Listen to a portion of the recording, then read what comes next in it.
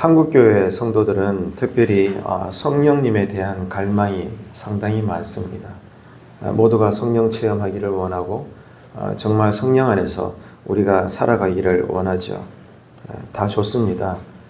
그런데 오늘 우리가 읽은 갈라디아서 6장을 읽어보게 되면 무엇이 성령 안에 있는 삶인가? 무엇이 성령 충만한 성도인가? 어떻게 하면 우리가 성령을 쫓아서 그분을 따라서 살 수 있는 건가 분명히 제시하고 있습니다. 그것은 서로의 짐을 져주라는 것입니다. 이것이 성령 충만한 성도의 일상적인 삶의 모습입니다.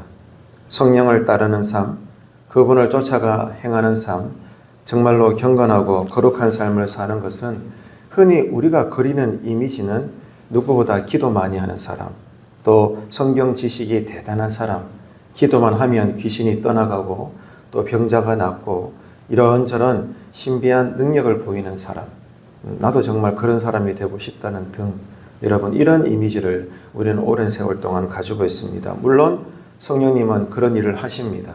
또 교회 안에 그런 일들이 틈틈이 일어난다면 모든 공동체 신앙에 큰 유익이 될 것입니다. 하지만 그것만이 성경이 말씀하고 있는 성령을 따르는 삶의 전부가 아닌 것입니다.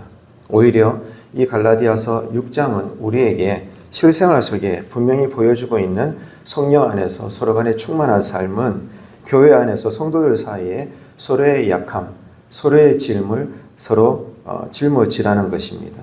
이것이 그리스도의 사랑의 법을 성취하는 것이고 성령 충만한 삶이라는 것입니다. 자, 그리스도의 법이라고 했습니다. 그것은 무엇이겠습니까? 서로 사랑하라는 거죠. 구약시대에 많은 하나님의 계명이 우리에게 주어졌습니다. 하지만 하나님의 아들 예수님이 이 땅에 오셔서 새로운 계명을 함축적으로 우리에게 보여주셨는데 그것은 서로 사랑하는 것입니다.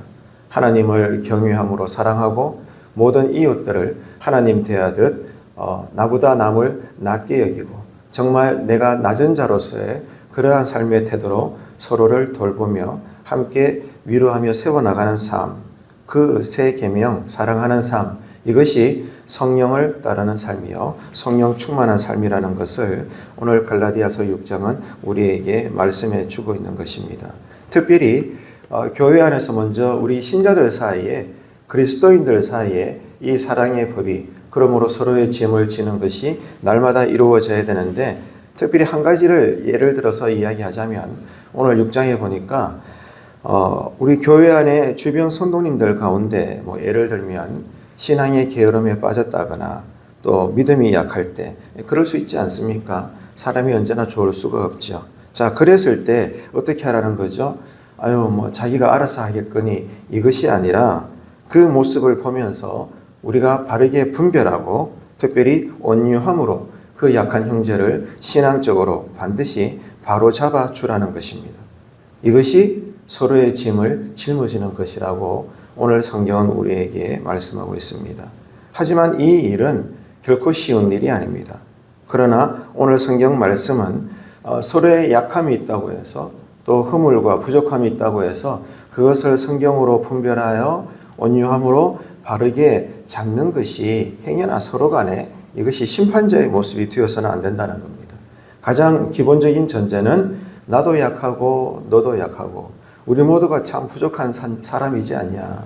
그래서 동일한 형제의식을 가지고 그러므로 주 안에서 바로 잡아주는 것, 서로에게 말씀으로 격려하고 위로하고 함께 일어서 세워주며 그래서 더딜지라도 한 걸음으로 함께 앞을 향하여 내딛는 것, 이것이 성령을 쫓아 교회가 행하는 삶이라고 오늘 본문은 말씀하고 있고요. 이것이 서로 사랑하라는 그리스도의 법을 성취하는 성령 안에서의 충만한 삶이다. 오늘 갈라디아서 6장은 우리에게 말씀해 주고 있습니다. 그런데 여기에 있어서 우리가 꼭 기억해야 될 것은 서로의 짐을 지는 삶에 있어서 그것을 가로막고 있는 장애물이 있다는 것입니다. 그게 뭘까요? 바로 교만입니다.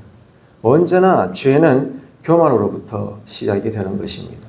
하나님께서 가장 싫어하는 것이 교만입니다. 그래서 하나님의 아들 예수님도 이 땅에 오셔서 이 세상의 왕으로 오셨지만은 그 왕된 방식이 무엇입니까? 섬김의 왕으로 오신 것입니다. 낮은 자의 왕의 모습으로 오셔서 친히 허리에 수건을 두르시고 제자들의 발을 하나하나 씻겨주셨던, 결국에는 십자가의 달림으로 우리 모두를 섬겨주셨던 그 모습을 하나님은 원하는 것입니다. 그런데 그러지를 못하고 교만함으로 말미암아 서로의 짐을 질 수는 없는 것이죠. 자기가 뭐가 된 줄로 착각하는 자는 정말 형제의 짐을 질 수가 없는 것이지 않겠습니까? 그리고 이렇게 서로의 짐을 짊어주는 사랑의 질면은 각자가 져야 할 책임이라는, 사명이라는 짐도 있는 것입니다. 그러니까 우리가 평생 교회 생활을 할 때, 특별히 또 직분자로서, 맡은 일꾼으로서 평생 내가 감당해야 될 결코 가볍지 않은 신앙의 일들이 있습니다. 이것만 해도 사실 바쁩니다. 그러나 성령이 요구하는 것은 무엇입니까? 주 안에서 내가 짊어져야 될 주님께서 지게 하시는 무겁지 않은 짐도 분명 우리에게는 사사로운 일이 아니지만, 그러나 거기에다가 더 무엇을 하라는 거예요? 서로의 짐도 짊어지라는 것입니다. 이것이 성령 안에서 살아가는 성도들의 일반적인 삶의 모습이라는 거예요. 자, 이와 관련해서 사도 바울은 특별히 교회 안의 성도들은 말씀을 가르치는 목회자와 모든 좋은 것들을 함께하라고 오늘 본문 6절에서 말씀하고 있습니다. 그래서 교회는 작은 교회든 큰 교회든지 간에 이 말씀을 가르치는 목회자들을 잘 공부해야 할 것입니다. 바울은 영적인 삶을 오늘 본문에 보면 농사에 비유를 하고 있지 않습니까? 믿음의 삶도 심는 대로 거둔다. 뭐든지 우리가 기도를 하든 예배를 드리든 구제를 하든 봉사하든 전도를 하든 무엇을 하든지 간에 심는 대로 거둔다. 이 지극히 일반적인 원리에 모든 신앙생활도 적용을 하고 있습니다. 그 유명한 말이 오늘 본문에 기록되어 있죠. 육체를 위하여 심는 자는 육체로부터 썩어질 것을 거둘 거고, 하지만 성령을 위하여 심는 자는 성령으로부터 썩는 것이 아니라 영생을 거두게 될 것이다. 여러분, 이 말씀을 깊이 믿으시기를 축복합니다. 오늘 또 우리는 주 안에서 농부입니다. 무엇을 뿌릴 건가? 내 심령에, 삶에, 가정에, 또 일터에, 무엇보다도 평생을 두고 살아갈 이 예배당을 중심으로 한 신앙 공동체 안에 나는 무엇을 심을 건가? 기도를 심는가? 예배를 심는가? 또 사랑과 섬김과 구제와 봉사로, 더 나아가 전도함으로 하나님의 뜻대로의 믿음의 씨앗을 뿌리고 있는가? 그러므로 성령 안에서 하나님이 자라가게 하시고 열매 맺게 하시는 것을 나는 날마다 경험하고 있는가? 오늘 본문은 우리에게 묻고 있는 거죠. 자, 이렇게 성령님의 인도하심을 받으면서 특별히 형제를 사랑함으로 서로의 약한 짐을 져주는 삶이 바로 성령님을 위하여 내가 믿음으로 심는 삶이라는 것을 오늘 갈라디아서 마지막 장은 말씀하고 있습니다. 그리고 우리는 또 한 가지를 기억해야 되겠습니다. 성령을 위하여 일할 때 지치지 말아야 한다는 것입니다. 그리고 때가 이르면 거둘 것을 알고 오늘 또 우리는 인내해야 함을 말씀하고 있습니다. 지치지 말고 인내하라. 한번 따라 합시다. 지치지 말고 인내하라. 한 번 더 할까요? 지치지 말고 인내하라. 여러분, 이것이 오늘 또 우리가 해야 할 일입니다. 우리가 반드시 기억해야 될 신앙의 하나의 기준인 거죠. 자, 인생은 거두기보다도 죽는 그 순간까지 심는 시간이라고 우리는 생각할 수가 있습니다. 내 생애에 무언가를 다 거두면 좋겠죠. 하지만 하나님은 그렇게 하시지 않은 것 같아요. 우리는 짧게 살든 길게 살든 우리는 어떤 마음으로 사는 거예요? 오늘도 내가 심는다. 오늘도 내가 하나님 나라의 밭에 심는다. 이 마음으로 주님께서 내 이름을 부르는 그날까지 늘 심는 자의 마음으로 사는 것입니다. 그러면 언제 거둬요? 거두기 위해서 심는데 언제 거두냐고요? 그것은 언제입니까? 우리가 육신의 죽음의 문턱을 넘어서 주님의 심판대에 섰을 때, 그때 하나님께서 모든 것들을 거두실 것입니다. 내 삶 가운데 가라지와 내 삶 가운데 알곡을 그때 심판자 주님이 다 까발려 주셔서 가라지는 불태워버리고 알곡만 영원한 천국 창고에 넣으실 것입니다. 그때 가서야 우리는 거두는 것입니다. 이 사실을 여러분 꼭 기억하시고 오늘 또 믿음으로 뿌리고 심는 이 하루가 되시기를 축복합니다.